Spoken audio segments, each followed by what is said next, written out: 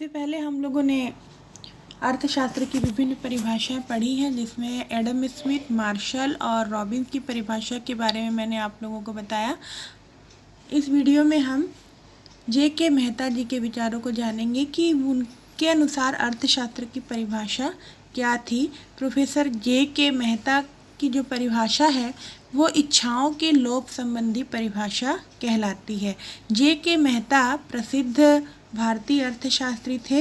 इनका पूरा नाम जमशेद के खुसरो मेहता था। इनका जन्म हुआ था 14 दिसंबर 1901 को राजनांदगांव छत्तीसगढ़ में। और बहुत ही कम लोग ये बात जानते होंगे कि छत्तीसगढ़ में इनका जन्म हुआ था। और संबंधित शिक्षण संस्थान जो था वो था इलाहाबाद यूनिवर्सिटी। जैसा कि स्पष्ट है कि वो प्रोफेसर थे। और इनकी दो किताबें जो बहुत ही प्रसिद्ध हैं वो है इकोनॉमिक ऑफ ग्रोथ और दूसरा है Gandhian thought and analytical study.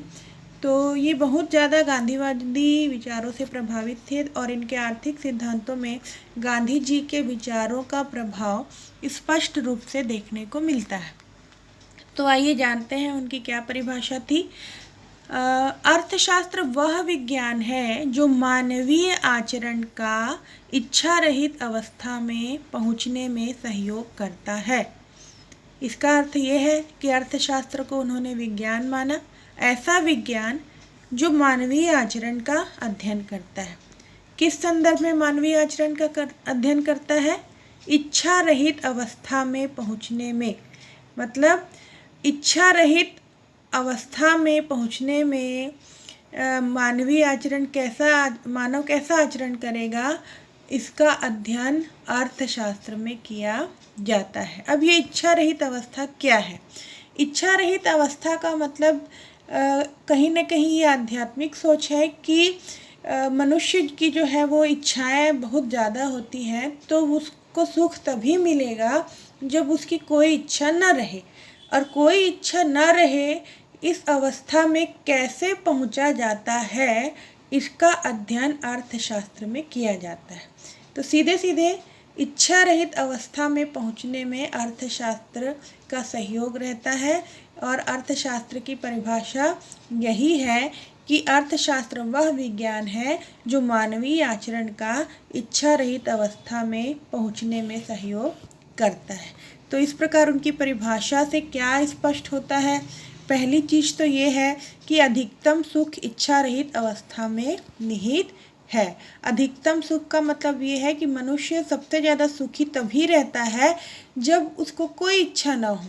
अर्थात अर्थशास्त्र का उद्देश्य संतुष्टि प्राप्त करना नहीं है, बल्कि वास्तविक सुख प्राप्त करना है। संतुष्टि और सुख में बहुत अंतर होता है, क्योंकि मनुष्य कभी संतुष्ट नहीं होता। रॉबिन्स ने भी कहा था कि आवश्यकताएं अनंत होती है और एक के बाद एक दूसरी आवश्यकता उत्पन्न होती जाती है। मतलब मनुष्य की इच्छा तो कभी समाप्त ही नहीं होती। तो वो उस समय संतुष्ट होते जाता है, लेकिन सुखी नहीं रहता। सुखी तब होगा जब वो मेहता के अनुसार कि व्यक्ति सुखी तब होता है जब उसकी इच्छाएं कम हो, बढ़े नहीं। तो इच्छाओं की मुक्ति कैसे होगी, इसका अध्ययन अर्थशास्त्र में किया जाता है। फिर दूसरी जो बात स्पष्ट होती है वो ये है कि मनुष्य का उद्देश्य जो है वो सुख प्राप्त करना है, संतुष्टि प्राप्त करना नहीं है। और यद्यपि वो संतुष्ट होता है लेकिन अस्थायी होता है। जैसे ही उसकी कोई इच्छा या आवश्यकता पूरी हो जाती है तो वो संतुष्ट हो जाता है, लेकिन जब वो सुखी तब होता है जब उसकी कोई आवश्यकता नहीं रहती। तो इस स्टेज में, इस अवस्था में कैसे पहुंचा जाए कि मनुष्य की इच्छा शून्य हो, उसकी आवश्यकताएं समाप्त हो जाए, उस अवस्था में कैसे पहुंचा जाए, इसका अध्ययन अर्थशास्त्र में किया जाता है। फिर तीसरी बात ये होती है कि मनुष्य के सामने इच्छाओं के चुनाव की समस्या रहती है। इच्छाओं के चुनाव की समस्या का मतलब उसकी इच्छाएं बार बार उत्पन्न होती है। वो सभी इच्छाओं को एक साथ तो पूरा नहीं कर सकता और हमेशा ये समस्या उसके सामने रहती है कि कौन सी इच्छा पहले पूरी करे और कौन सी इच्छा जो है वो बाद में पूरी करे। तो कहीं ना कहीं यहाँ भी चुनाव की समस्या है।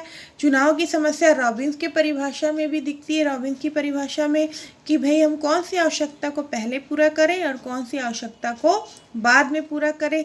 यहाँ इसको इच्छा कहा गया है कि कौन सी इच्छा को पहले पूरा करें और कौन सी इच्छा को बाद में पूरा करें। तो इसका उपाय ये बताया है जे.के. मेहता ने कि इच्छाओं में चुनाव की समस्या तब समाप्त हो जाएगी जब हम अपनी आवश्यकताओं को कम कर दें।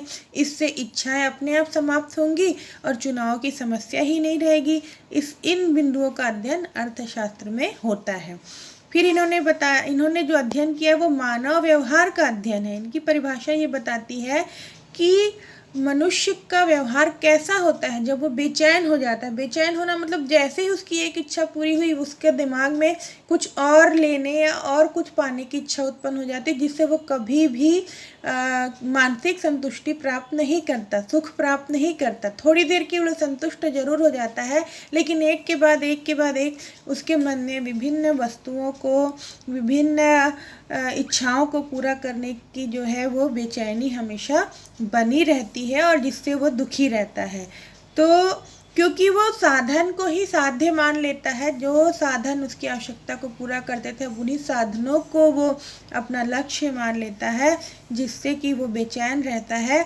और ये तभी समाप्त होगा जब मनुष्य अपने इच्छाओं को, अपनी आवश्यकताओं को कम कर ले। तो इस प्रकार अर्थशास्त्र में इस प्रकार के मानव व्यवहार का अध्ययन किया जाता है। फिर जब वो बेचैन रहता है तो वो हमेशा चाहता है कि वो संतुलित रहे, उसकी इच्छाएं जो है वो पूरी हो जाए तो वो सुखी हो जाएगा, ऐसा मनुष्य सोचता है। लेकिन जे.के. मेहता जी का कहना है कि अर्थशास्त्र में इस बात का अध्ययन किया जाता है कि कैसे वो मानसिक संतुलन बनाए रखे। तो उन्होंने कहा है कि जो मस्तिष्क है वो बहुत ज़्यादा बाह्य प्रभाव से प्रभावित होता है। मतलब बाहरी वातावरण को देख के उसके मन में इच्छाएं उत्पन्न होती है, दूसरों को देख के उत्पन्न होती है, तो यह किसी प्रलोभन में आके उत्पन्न होती है। ऐसी स्थिति में उसको इन सब चीज़ों से अलग रखना चाहिए और इसका एक ही तरीका है कि वो शिक्षित हो जाए, अपने आप को समझा सके। तो शिक्षा ही एक माध्यम है, ऐसा मेहता जी ने बताया।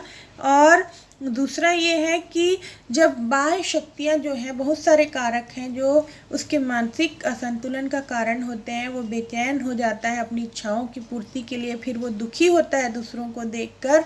तो एक सामंजस्य जो है वो उत्पन्न होना चाहिए, उसमें संतुलन स्थापित होना चाहिए, जिससे कि वो अपना मानसिक संतुलन न बिगाड़े। तो यहाँ पे मुख्यतः जो बातें आती हैं कि अर्थशास्त्र में उस अवस्था का अध्ययन किया जाता है जिसमें मनुष्य ऐसी अवस्था में पहुंच जाता है जहां कोई इच्छा उसकी बाकी नहीं रहती। तो उन सब कारकों को जो ज़्यादा से ज़्यादा इच्छा उत्पन्न करते हैं, समाप्त करने का प्रयास किया जाता है।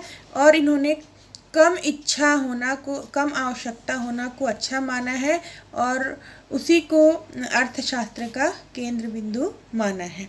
लेकिन वर्तमान युग में अगर देखा जाए तो बहुत सारी कमियां दिखती हैं। अगर मनुष्य अपनी इच्छाओं को ही समाप्त कर देगा तो ऐसे में तो आर्थिक विकास होगा ही नहीं, उन्नति होगी नहीं। अगर हम आर्थिक दृष्टिकोण से देखें तो ऐसे में तो बेरोजगारी और मंदी की समस्या जो है बहुत ज़्यादा बढ़ जाएगी। फिर मनुष्य है वो, हम ऐसे मनुष्य की कल्पना नहीं कर सकते जिसके मन में कोई इच्छा ना हो। अगर मनुष्य है तो इच्छाएं तो होंगी ही, क्योंकि मनुष्य अधिक से अधिक सुख प्राप्त करना चाहता है और अधिक से अधिक सुख तभी प्राप्त होगा जब उसकी सारी इच्छाएं पूर्ण हो जाएंगी। तो ये आलोचक कहते हैं, लेकिन दो दृष्टिकोण है। अगर आध्यात्मिक दृष्टिकोण से देखा जाए तो जहाँ पे इंसान कहना चाहिए तटस्थ हो जाता है, अपनी इच्छाओं की तरफ ध्यान नहीं देता, ना उसको उसका सुख और दुख आवश्यकता से प्रभावित नहीं होता, तब वो एक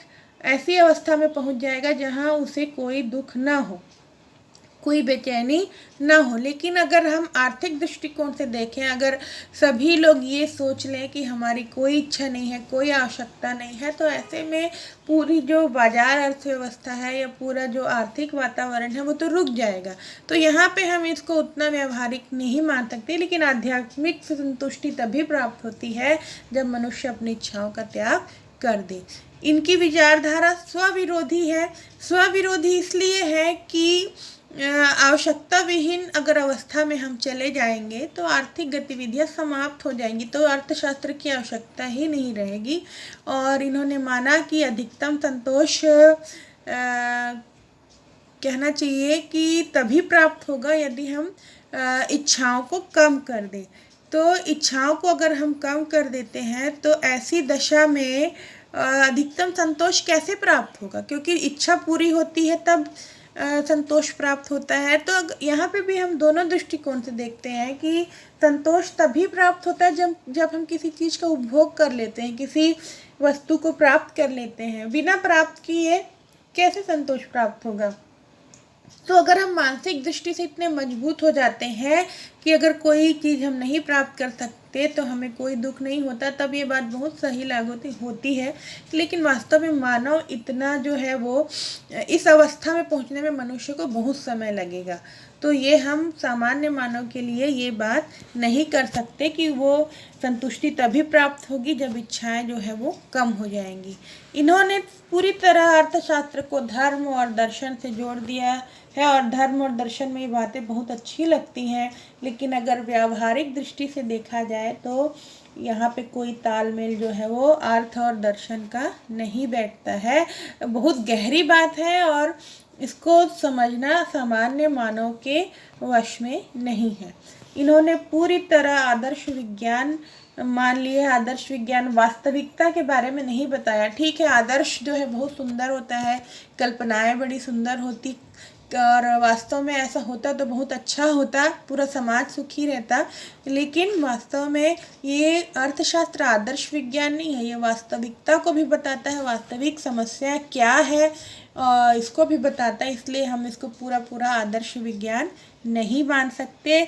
तो आप लोगों ने रॉबिन्स की परिभाषा पढ़ी, दोनों की परिभाषाएं थोड़ी मिलती जुलती है लेकिन बहुत सारा अंतर भी है कि क्योंकि रॉबिन्स ये नहीं कहते थे कि आप अपनी आवश्यकताओं को कम कर दो। चुनाव की समस्या उन्होंने भी बताई कि कुछ आवश्यकताएं, उन्होंने इच्छा कहा है कि कुछ आवश्यकताएं ज़्यादा है, महत्वपूर्ण है, कुछ कम है।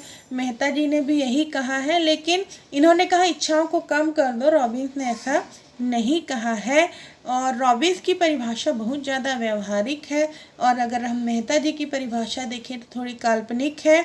और लक्ष्य जो है वो दोनों का लक्ष्य जो है वो मनुष्य की जो संतुष्टि प्राप्त करना है, लेकिन मेहता जो है उनका लक्ष्य जो है एक ऐसी अवस्था में पहुंचना जहां मनुष्य जो है वो तटस्थ हो जाता है।